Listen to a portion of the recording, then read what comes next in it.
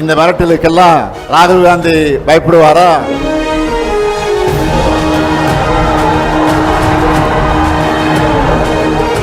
தேர்தல் ஆணையத்தை கீ கொடுத்தா ஆடுற பொம்மையா மாத்திட்டாங்க. 65 லட்சம் பீகார் மக்களை வாக்காளர் பட்டியலிருந்து நீக்கினது ஜனநாயக படுகொலை. பாஜகவோட துரோக அரசியல் தோற்க போகுது. தேர்தலுக்கு முன்னாடியே உங்களுடைய வெற்றி உறுதியாயிடுச்சு. அதனாலதான் இந்த வெற்றியை தடுக்க பார்க்கறாங்க.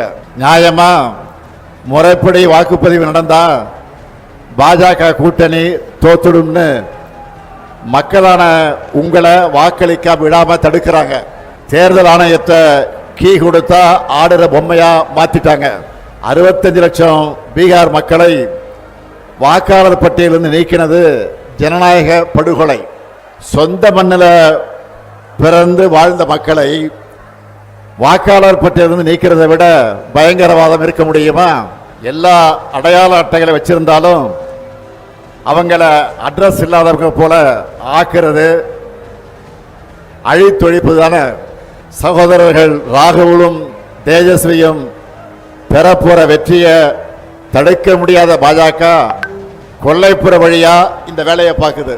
இதுக்கு எதிராக என்னோட சகோதரர்கள் முன்னெடுத்துள்ள இந்த போராட்டத்தை வாழ்த்துறதுக்காகத்தான் நான் இங்க வந்திருக்கிறேன். அதுலேயும் குறிப்பா ராகுல் காந்தி அவர்கள் தேர்தல் ஆணையத்தோட வாக்கு திருட்டு மோசடிகளையும் அம்பலப்படுத்திக்கிட்டு இருக்கார். இதுக்கு தேர்தல் ஆணையத்தால முறையான ஒரு பதிலை கூட சொல்ல முடியல.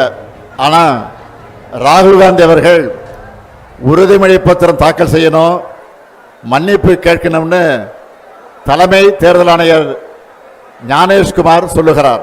இந்த மிரட்டலுக்கெல்லாம் ராகுல் காந்தி பயப்படுவாரா?